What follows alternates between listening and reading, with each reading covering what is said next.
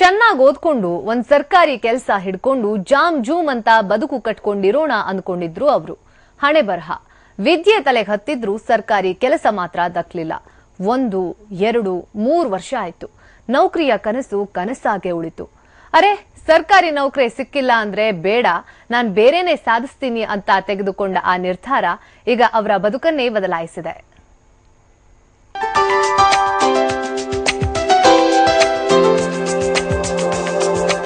ಹಾಜಿ ಸಾಬ್ ಪ್ರಸಾದ್ ದುಡಿಮೆಯ ನಂಬಿ ಬದುಕು, ಅದರಲ್ಲೇ ದೇವರ ಹುಡುಕು, ಬಾಳಲಿ ಬರುವುದು ಬೆಳಕು ಅನ್ನೋ ಸತ್ಯ ನಂಬಿ ತಿಂಗಳಿಗೆ ಲಕ್ಷ ಲಕ್ಷ ಎಣಿಸ್ತಾ ಇರೋ ಛಲಜೀವಿ.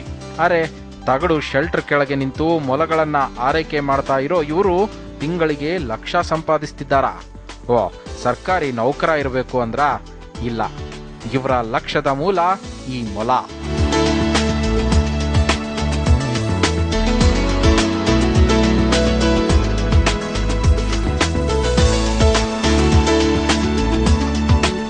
ಹೌದು, ವಿಜಯಪುರ ಜಿಲ್ಲೆಯ ಭೂತನಾಳ್ ಕೆರೆ ನಿವಾಸಿ ಹಾಜಿ ಸಾಬ್ MA B.Ed ಓದ್ಕೊಂಡು ಸರ್ಕಾರಿ ನೌಕರಿಗಾಗಿ ಬೀದಿ ಬೀದಿ ಅಲೆದ್ರು. ಕೊನೆಗೆ ಲಂಚ ನೀಡೋಕೆ ಮನಸ್ಸು ಒಪ್ಪದಿದ್ದಾಗ, ಸರ್ಕಾರಿ ನೌಕರಿ ದಕ್ಕದಿದ್ದಾಗ ತಮ್ಮ ಜಮೀನಿನಲ್ಲಿ ಮೊಲ ಸಾಕಾಣಿಕೆ ಉದ್ಯಮ ಆರಂಭ ಮಾಡಿ ಇದೀಗ ಬದುಕನ್ನ ಹಿಂದೆ ಅಂದುಕೊಂಡಿದ್ದಕ್ಕಿಂತ ಚೆನ್ನಾಗಿ ನಿರ್ವಹಿಸುತ್ತಿದ್ದಾರೆ. ಮೊಲ ಸಾಕಾಣಿಕೆಯಿಂದ ಬರೀ 100 ಮೊಲ ಸಾಕಿದ್ರೆ ಸಾಕು, ವರ್ಷಕ್ಕೆ 10 ರಿಂದ 12 ಲಕ್ಷ ರೂಪಾಯಿ ನಾವು ಆದಾಯ ತಗೋಬಹುದು. ಕೆಲಸ ಬಹಳ ಕಡಿಮೆ, ಒಬ್ಬರೇ ಏನೈತಲ್ರಿ ಒಂದು 100 ರಿಂದ 150 ಮೊಲ ಮೇಂಟೈನ್ ಮಾಡ್ಬೋದು.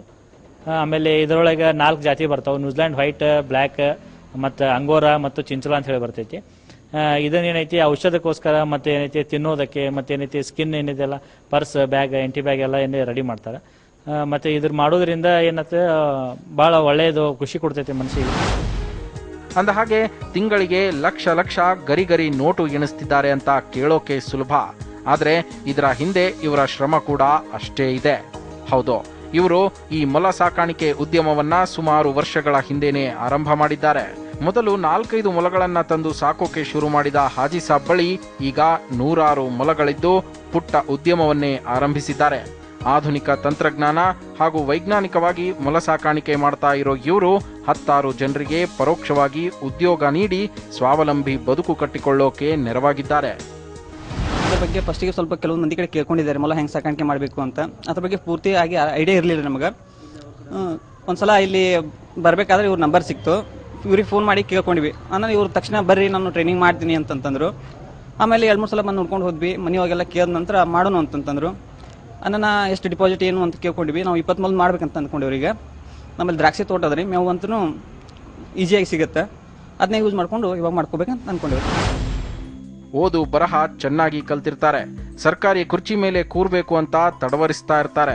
ಕೊನೆಗೆ ಅದಾಗದಿದ್ದಾಗ ನಿರಾಸೆ ಹೊಂದಿ ಇನ್ನೆಲ್ಲ ಮುಗೀತು, ನಾನು 10ರಲ್ಲಿ 11 ಅಂತ ಸುಮ್ಮನಾಗೋ ಮಂದಿಗೆ ಇವರು ಒಂಥರ ದಾರಿದೀಪ. ಬರಗಾಲ, ಮಳೆ ನಂಬಿ ಬದುಕು ಹಾಳು ಮಾಡ್ಕೊಂಡೋರು ಇವರ ಉಪಕಸುಬಿನ ಐಡಿಯಾ ಫಾಲೋ ಮಾಡಿದ್ರೆ ಬದುಕು ಬಂಗಾರ ಆಗೋದ್ರಲ್ಲಿ 2 ಮಾತಿಲ್ಲ. ಅಶೋಕ್, TV9, ವಿಜಯಪುರ.